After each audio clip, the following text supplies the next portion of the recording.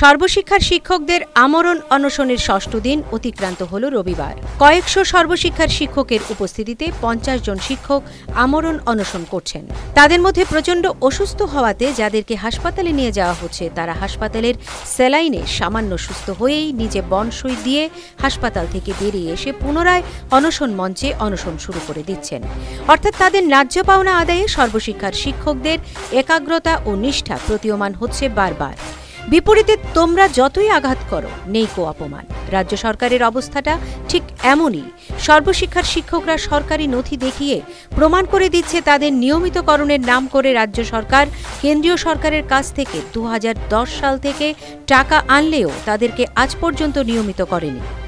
তাছাড়া সর্বশিক্ষার শিক্ষকরা সরকারি নথি উপস্থাপন করে আরও দেখিয়ে দিয়েছে যে কেন্দ্রীয় প্রকল্পের সর্বশিক্ষা অভিযানের নিয়ম অনুযায়ী প্রকল্পের শিক্ষকদের নিয়মিতকরণ করার বিষয়টি সম্পূর্ণভাবে রাজ্য সরকারের এখতিয়ারভুক্ত, যা কিনা আমরা বিগত পর্বেই তথ্য প্রমাণ সহযোগে আপনাদের সামনে তুলে ধরেছিলাম। আজ আরও কিছু সরকারি নথি তুলে ধরছি যার মধ্য দিয়ে সুস্পষ্টভাবে প্রমাণিত হয়। 1. সর্বশিক্ষার শিক্ষকদের নিয়মিতকরণের বিষয়টি সম্পূর্ণভাবে রাজ্য সরকারের এখতিয়ারভুক্ত। 2. ত্রিপুরা রাজ্যের সর্বশিক্ষার শিক্ষকদের নিয়মিতকরণের জন্য কেন্দ্রীয় সরকার প্রতি বছর সরকারকে টাকা পাঠাচ্ছে। দর্শক বন্ধুরা, ছবিতে দেখুন বিগত 2014 সালের 1 জানুয়ারি তারিখে কেন্দ্রীয় মানব সম্পদ উন্নয়ন মন্ত্রকের একটি অফিস মেমোরেন্ডামে সুস্পষ্টভাবে উল্লেখ রয়েছে, The state should maintain unified teaching cadres and no separate SSA cadre is permissible. অর্থাৎ রাজ্যগুলোকে সকল শিক্ষকদের একই পর্যায়ভুক্ত করতে হবে। সর্বশিক্ষার শিক্ষকদের পৃথক পর্যায়ভুক্ত করা অনুমোদনযোগ্য নয়। তাহলে কেন ত্রিপুরা রাজ্য সরকার স্কুল শিক্ষক ও সর্বশিক্ষার নিযুক্ত শিক্ষকদের পৃথক পৃথক পর্যায়ভুক্ত করে রেখেছে? সর্বশিক্ষার শিক্ষকদের নিয়মিতকরণের বিষয়টি যে সম্পূর্ণভাবে রাজ্য সরকারের আওতাধীন, রাজ্য সরকারের দেওয়া তথ্য অনুযায়ী কেন্দ্রীয় সরকার যে শুধু অর্থ বরাদ্দ করে থাকে তার আরেকটি প্রমাণ এবার আমরা দর্শক বন্ধুদের সামনে তুলে ধরব। দর্শক বন্ধুরা দেখুন, বিগত 2015 সালের 19 জানুয়ারি একটি আরটিআই এর জবাবে কেন্দ্রীয় সরকারের আন্ডার সেক্রেটারি জ্যোতি পাওয়া লিখিত উত্তরে সুস্পষ্টভাবে জানিয়ে দিয়েছে, under Sarva Shiksha Abhiyan SSA funds for salary is provided for regular and contract teachers as informed by the state.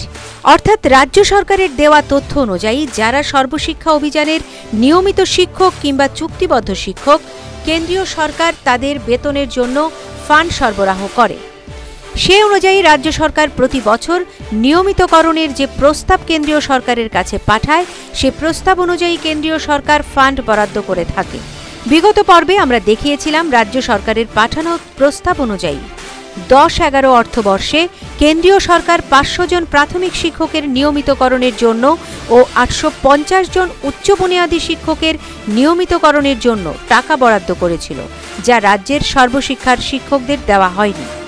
আজ আবার দেখুন, 11-12 অর্থবর্ষে রাজ্য সরকারের annual works plan and budget প্রস্তাব অনুযায়ী কেন্দ্রীয় সরকার 1772 জন প্রাথমিক শিক্ষকের নিয়মিত করার জন্য বেতন বরাদ্দ 2563,67,000 টাকা পাঠিয়েছে এবং 1147 জন উচ্চ বুনিয়াদী শিক্ষকের নিয়মিতকরণের জন্য 225,37,000 টাকা বরাদ্দ করেছে। তাহলে কেন সর্বশিক্ষায় চুক্তিবদ্ধ শিক্ষকদের নিয়মিত করা হলো না? কেন দীর্ঘ 7 বছর ধরে বঞ্চিত করে রাখা হলো সর্বশিক্ষার চুক্তিবদ্ধ শিক্ষকদের?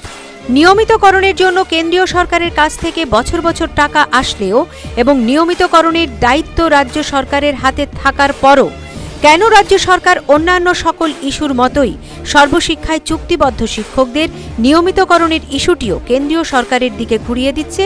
তাহলে কি কেন্দ্রবিরোধী জিগিরকে বাঁচিয়ে রাখতেই বঞ্চনা নিয়ে অযথা কেন্দ্রীয় সরকারকে দায়ী করা হচ্ছে? কিন্তু তথ্য কথা বলে। তথ্য বলছে সর্বশিক্ষায় চুক্তিবদ্ধ শিক্ষকদের নিয়মিত না করার পেছনে দায়ী কিন্তু রাজ্য সরকার। তবু কেন্দ্রবিরোধী জিগিরকে বাঁচিয়ে রাখতে করা হয়ে থাকে সত্যের অবলাপ। সত্যি সেলুকাস, বিচিত্র এই দেশ। Bureau report, news vanguard.